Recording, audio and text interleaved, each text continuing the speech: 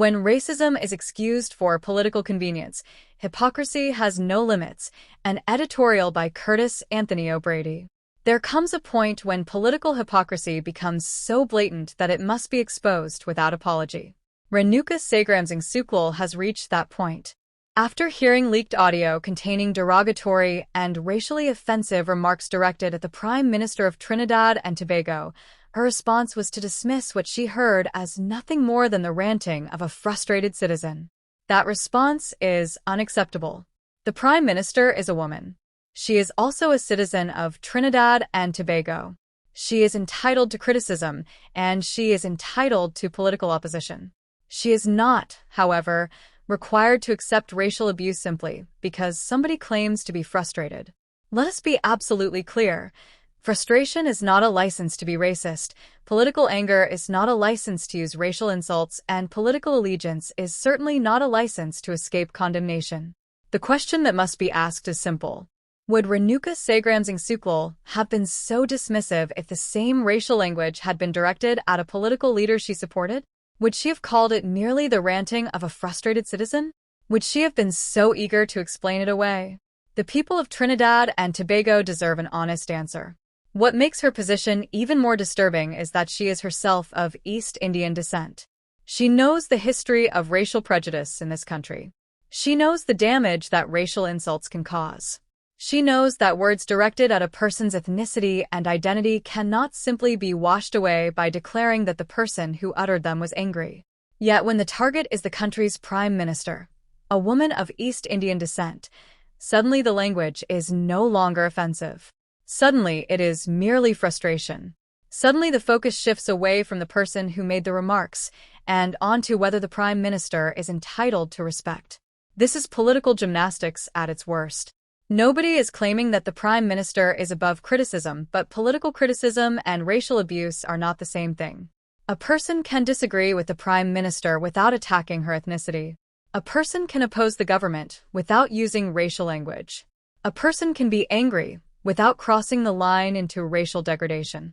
And the attempt to compare the remarks in the recording with references to the Lebanese and Syrian community as the 1% does not make the argument any stronger. Let us not ignore the political reality.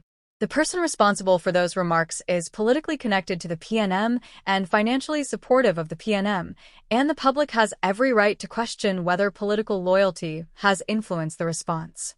Because racism cannot be condemned selectively. Racism cannot be condemned when it is committed by one side and excused when it is committed by the other. Racism does not become less racist because the offender is a supporter, financier, or sympathizer of a political party. The Prime Minister of Trinidad and Tobago is a woman. She has every right to be challenged as a political leader, but she does not surrender her dignity, her identity, or her basic rights as a citizen simply because she occupies high office.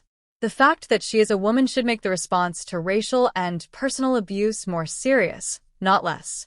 Women in public life already face an extraordinary level of personal attacks and abuse, and when political attacks descend into racial insults, those who claim to stand for equality should be the first to condemn it.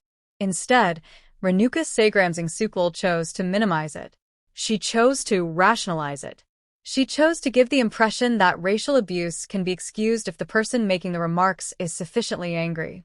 That is a dangerous precedent, and the people of Trinidad and Tobago must reject this double standard.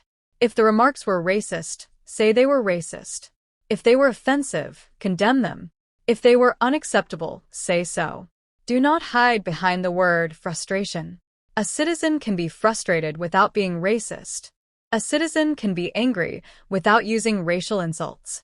A citizen can criticize the Prime Minister without attempting to degrade her because of her ethnicity. The real issue is not whether Renuka Sagramsingh personally took offense. The issue is whether the conduct itself was offensive and whether it should be condemned. It should. The Prime Minister, just like all citizens of Trinidad and Tobago, deserves the right to basic human dignity. She does not have to be universally liked to be protected from racial abuse. She does not have to surrender her heritage because somebody decided that political anger gave them permission to cross every line. Renuka Sagramsingh had an opportunity to show moral courage.